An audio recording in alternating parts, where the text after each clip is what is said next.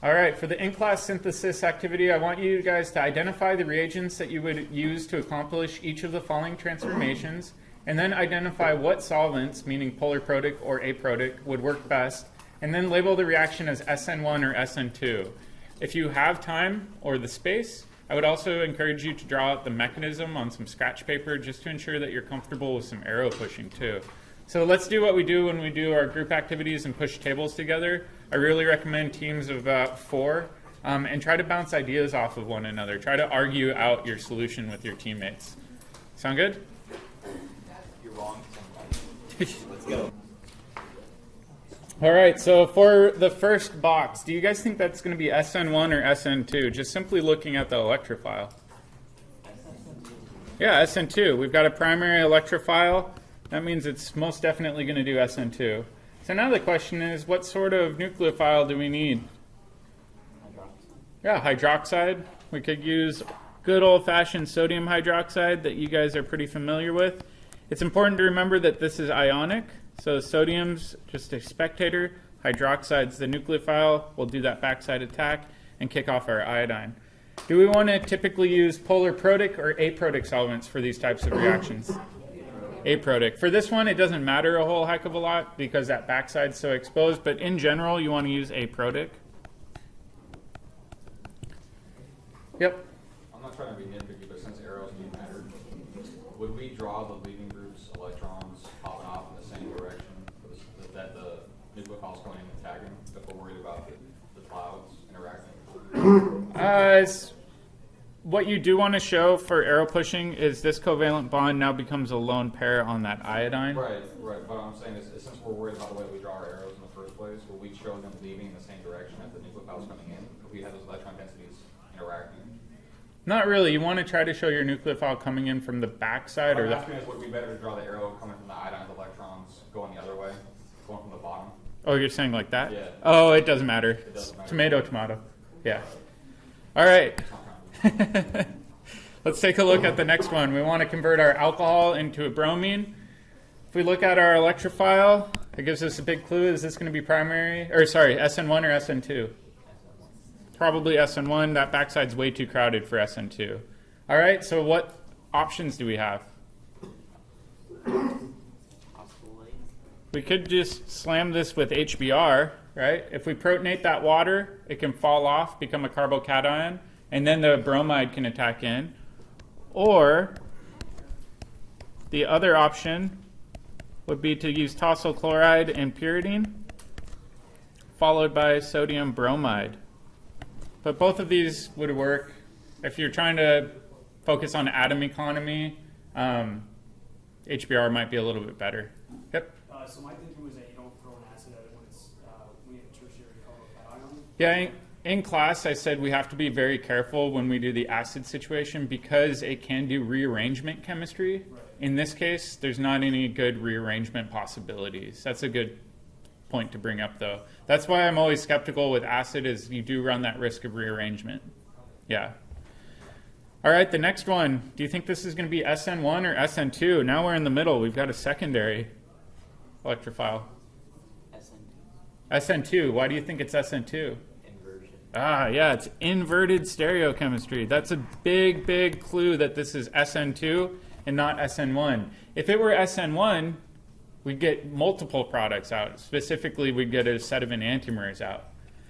All right, so now we need to pick our reagents. We want a good, strong nucleophile. So what I would do is use this as our nucleophile. We can't just get a bottle of an anion, so I'll get the sodium salt, so sodium acetate. And we'll just use polar aprotic solvents in order to really get that nucleophile amped up, because we know that that backside's a little bit less accessible. It's a secondary carbon. So you do want to definitely pick a polar aprotic solvent for this sort of reaction. What if we use carboxylic acid instead of the acid? In that case, that would be a weak nucleophile, and it really would be a super duper slow reaction. Remember, with Sn2, you want to use a very strong or unstable nucleophile, usually one with a charge. So we couldn't even just deprotonate that with like a stronger polar solvent then to deprotonate something like carboxylic acid to make it the acid thing? So you're thinking maybe use like a buffer system? You could, but this would be a lot easier. Just get this sodium salt and throw it in. All right, the next one, SN1 or SN2? SN2, we've got another primary electrophile. Okay, what can we do to accomplish this? Throw acid. Yeah, we could throw acid at it. So we could do hydroiodic acid, or what's our other option? Yeah, tosyl chloride. Convert that into a good leaving group. We have to use pyridine for that. And then second step? Yeah, sodium iodide. So we need to throw in some sort of good nucleophile. So in this case, you can convert a poor leaving group into a good leaving group, whether it's on a tertiary or a primary, but you do have to consider which mechanism it goes through. All right, last but not least. Can I ask a question? Yeah. If we were to just use the acid, Mm-hmm. what solvent? Like just any polar product solvent? Yeah, so you're saying for the acid, what solvent do we choose? Yeah, You could just use concentrated acid in this case and throw it in. That would work just fine. Would the hydroiodic acid count as a solvent because it is a polar product? Yeah, it is also polar and protic, so that would work too.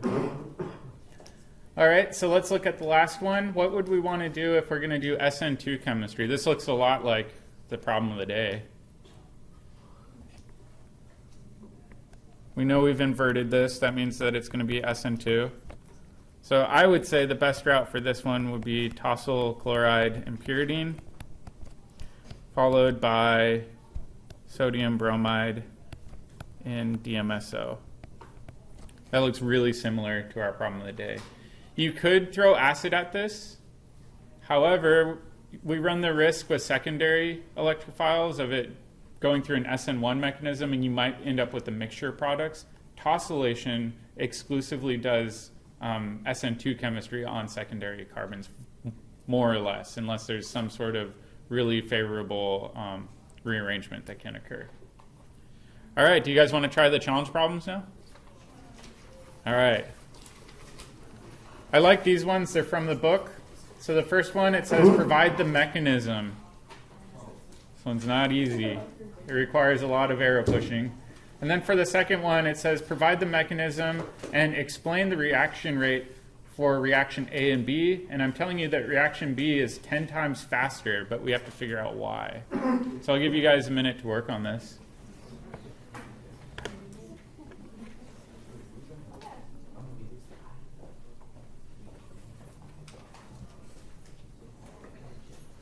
So you said this one was polar protic because the backside's so exposed? Is that what you said?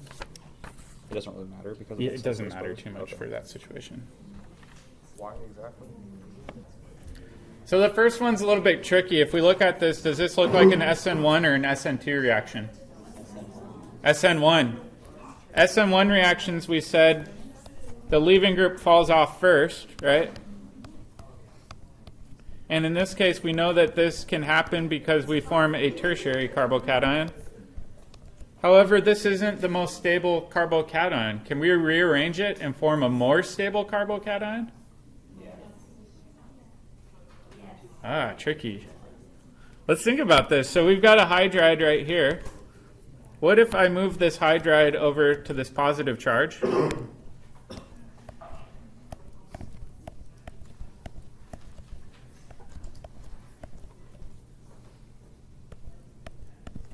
And I'll draw in the hydride just so we can keep track of where it went. This is tertiary, but why is it more stable? Cyclic and resonance. Because resonance. So let's draw out the resonance structures for this and then see if you guys can get going from there.